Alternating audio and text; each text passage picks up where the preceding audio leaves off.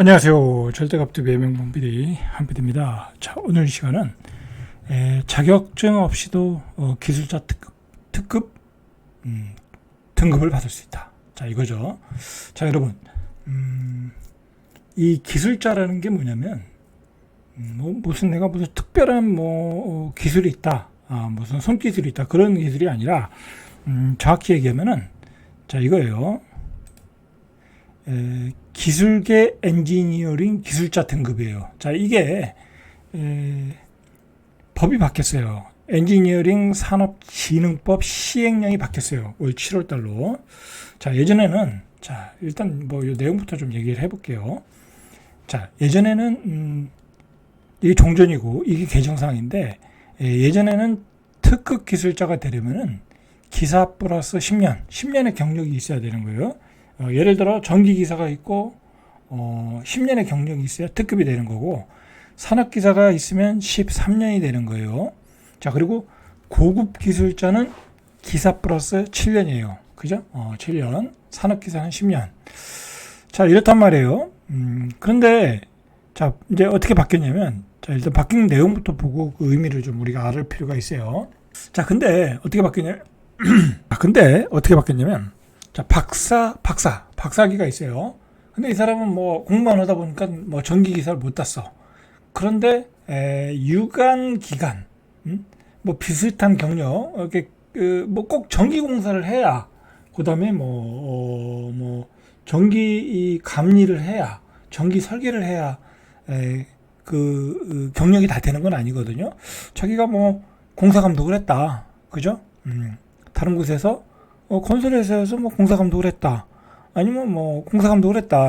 주택공사에서. 아니면 서울시 공단, 그죠? 도시개발공사 그런 데서 공사 감독을 했다.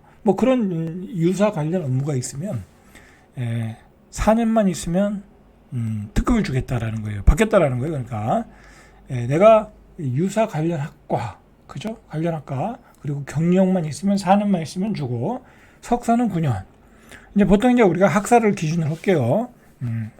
박사, 석사는 그렇게 많지 않으니까 학사 기준으로 내가 무슨 전기 관련과, 아니면 건축 관련과, 건축 설비 관련과, 또는 정보통신 관련과. 정보통신 관련과는 많잖아요. 예를 들어 내가 반도체 학과를 나왔다, 그죠? 그래서 하이닉스에서 반도체 설계를 하다가 은퇴를 했다, 그만뒀다. 자, 그러면 그분들도 예를 들어 학사 플러스 12년이면 특급 기술자를 줄 수 있다라는 거야. 물론 이제 그게 관련 업무가 있냐 없냐는 이 협회에다가 각 협회가 있죠. 전기 기술자 협회도 있을 거고, 건설 기술인 협회도 있을 거고, 기계 설비 기술인 협회도 있을 거고, 그 각 협회에다가 서류 접수를 하면 되는 거예요. 그죠? 그럼 거기서 판단을 해가지고 초급, 중급, 그죠? 특급, 고급 이렇게 준다는 거예요. 자, 이렇게 개정사항을 바꿨다라는 거야. 이게 이제 왜 바꿨냐면 이 기술 인력도 굉장히 모자르고, 현재 상황으로. 그리고 이 사람들도 배울 건 다 배웠는데, 그죠? 배울 건 다 배웠고, 학교에서 공부도 했고, 유사 관련 업무도 했는데 특급 기술자를 안 주는 게 좀 불합리하다. 자, 그렇게 되는 거예요. 자, 그래서 이렇게 법이 바뀌었다. 근데 이걸 중요한 거는 우리 같이 이제 그런 기술자에 관련되는 일을 하는 사람들은 잘 알지만, 그냥 나는 예를 들어 내가 공무원이야, 그죠? 공무원들, 특히 이제 공무원들이 해당 사항이 많을 수 있어요. 아니면 공공기관에 있으신 분들, 그런 분들은 하다 보면 잘 모르거든, 그죠? 하다 보면 내가 특급 기술자를 받을 수 있나 모르거든. 자, 그런데 내가 예를 들어서 예를 들어 세종시청에서 상하수도과 업무를 했어. 근데 상하수도과에 관련된 또 과도 졸업했어. 근데 자격증은 없는 거야. 그러면 여러분들 과하고 요 경력을 집어넣으면 특급을 받을 수 있다라는 거야. 건축은 마찬가지고, 기계유지, 소방 다 마찬가지라는 거야. 그죠? 그러니까 이게 어떤 의미가 있냐면, 내가 은퇴할 때 특급 기술자, 고급 기술자 자격증을 들고 나올 수 있다라는 거예요, 여러분들. 근데 내가 만약에 은퇴할 때 간신히 자격증을 하나 땄어, 그죠? 노후를 위해서. 그럼 노후에 나와서 따서 시작하면 초급밖에 안 되는 거야. 근데 여러분들 이 은퇴하고 나와서 내가 일자리를 찾을 때는 초급과 중급과 고급과 특급은 하늘과 땅 차이야. 하늘과 땅 차이. 예를 들어 내가 은퇴하고 나왔는데 정보통신 특급을 가지고 있어요. 뭐 정보통신 특급도 귀하거든요. 그러면 여러분들은 조금만 더 이제 공부를 해서 뭐 감리 업무는 잘 안 해봤으니까 모를 수 있잖아. 그죠? 근데 정보통신 업무도 예를 들어 회사에서 정보통신 관련 일을 했는데 정보통신 관련 과를 나왔으니까 정보통신 업무를 했을 거 아니에요. 그런데 이 특급 기술자를 받아가지고 나오는 거야. 그러면 여러분들은 조금만 나오면 정보통신 감리 업무도 할 수 있는 거야. 그죠? 그게 별거냐? 그렇게 생각할 수는 있지만 여러분 절대 안 그래요. 여러분들이 나와가지고 은퇴하고 나와서 나이 60에 내가 정보통신 업무를 다른 직장을 찾아서 해야 되겠다. 안 되죠. 그거 되겠습니까? 안 되죠. 이 기술 습득이 빠른 업종인데, 그죠? 적응이 안 되죠. 아무도 취직을 안 시켜줘요. 그러나 내가 정보통신 관련 자격증을 가지고, 내가 감리 업무를 찾는다. 뭐 유지관리 업무를 찾는다. 뭐 그러면은 여러분들이 뭐 300만 원 이상 버는 것은 아무것도 아니라는 거야.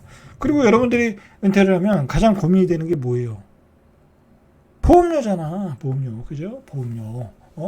건강보험료. 그 다음에 내가 직장에서 돈을 받으면 연금도 계속 낼 수 있어. 65세까지 더 낼 수 있는 거죠. 그럼 나중에 65세부터 받을 때는 더 많이 받을 수 있잖아. 그죠? 보험이 해결된다라는 거야. 건강보험료가 해결된다는 거야. 근데 내가 지역보험으로 들어가서 건강보험료를 내려면 어마어마하게 내야 되겠죠. 그죠? 그런 장점이 있다. 여러분, 요게 법이 바뀌었어요. 그래서요, 저는 제가 몇 년 전부터 제 아는 분들은 이제 정보통신업 쪽에 많이 있다 보니까 그분들한테 이런 얘기를 해줬어요. 이런 얘기를 해줘서 자격증을 받아가지고 나와라. 당신이 지금 하는 일은 정보통신 관련 일을 하고 있다. 내가 보기에. 그래서 그 관련 업무와 당신의 그 학위를 넣어서 받아라. 그죠? 받아라 해서 고급 특급을 다 받아놨어요. 그럼 이 사람들은요, 나오면은 취업 걱정할 필요가 없어요. 여러분들 나와서 취업하려고 해봐. 안 돼요. 자격증 없으면 안 돼.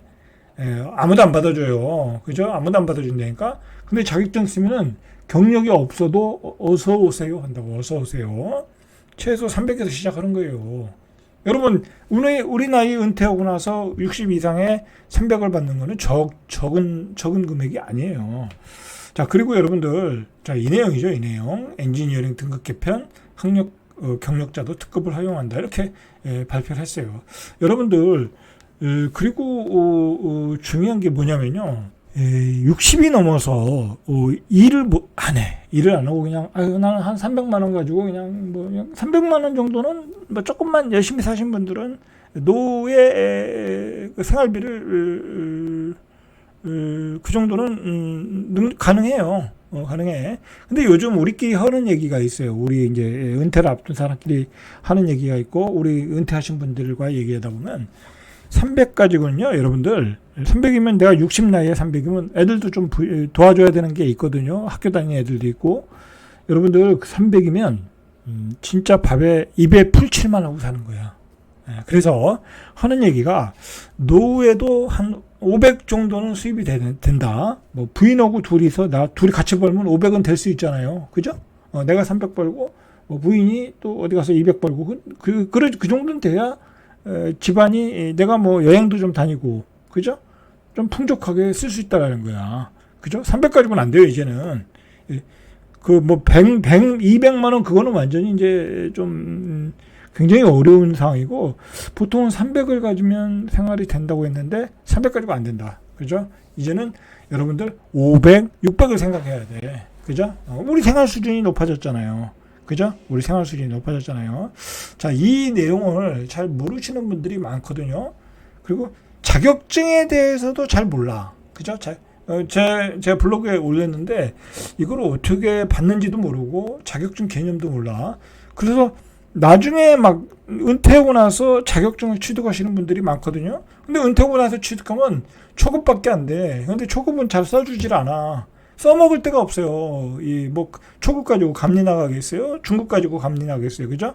최소한 고급, 특급은 돼야 되는 거예요. 특급은 귀한 거고요. 그죠? 특급. 가능한 특급까지 받으시면 좋겠죠. 자, 그러니까 일찍부터 나이 40대 중반, 50대 일찍 그때부터 경력 관리를 하셔야 돼. 그래서 계속 이 협회, 내가 근무하는 업종에 그 협회와 협회 문의를 해서 내 경력 관리를 하시고 거기에 등록을 해서 계속 등급을 올려가셔야 되는 거야. 그죠? 특히 공공기관, 공무원, 그죠? 뭐 기업에서 일하시는 분들 다 그렇게 해서 난 전혀 이런 그 경력을 받을 사람이 아니다. 그렇게 생각하시면 안 돼요. 다 받을 수 있거든요. 요새 업무면 굉장히 포괄적이에요, 이게. 예, 그렇게 해서 받으셔가지고 노후를 준비하세요, 노후를. 자, 여러분들 이 노후를 준비 안 하고 그냥 은퇴하잖아요.